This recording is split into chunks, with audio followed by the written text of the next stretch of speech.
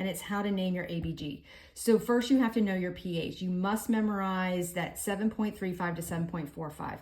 If it is less than 7.35, you have too much acid in your bloodstream. Acid comes in the form of hydrogen ions or also CO2. Those are acid forms.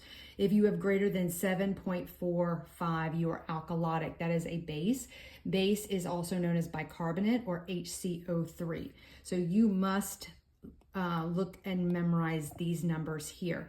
Now, your PaCO2 is your respiratory system. This is going to be a system that is going to help maintain your acid-base balance as well as your kidneys, and that is your metabolic system. So your respiratory system comes in the form of the PaCO2, or we're just going to call it CO2.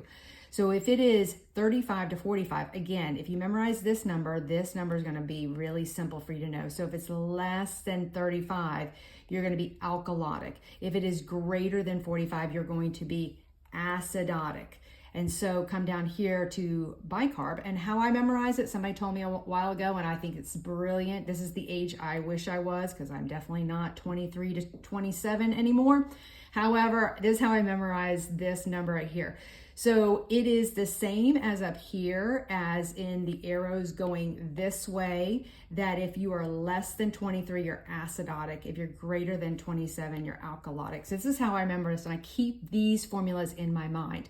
Now, when I break down your fully compensated, uncompensated, and partially compensated, this part is going to make a real big difference right here. So when it comes to your main number here, 7.40, that is your baseline number for your pH balance. And if you're in compensated range, then your ABGs are going to fall between 7.35 and 7.45. So it falls within that range. However, you still have to identify the type of acidotic or alkalotic compensated ABG. And you do this by saying if it falls within this range. So if it falls between 7.35 and 7.40, you're acidotic.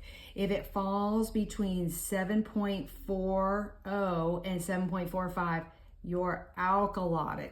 So if you can memorize this, it falls in the same arrow range as this way, then when you're compensated, you'll understand what your system is. Now, in the next section, I'm going to go over how to identify your compensated, uncompensated, and fully compensated ABG.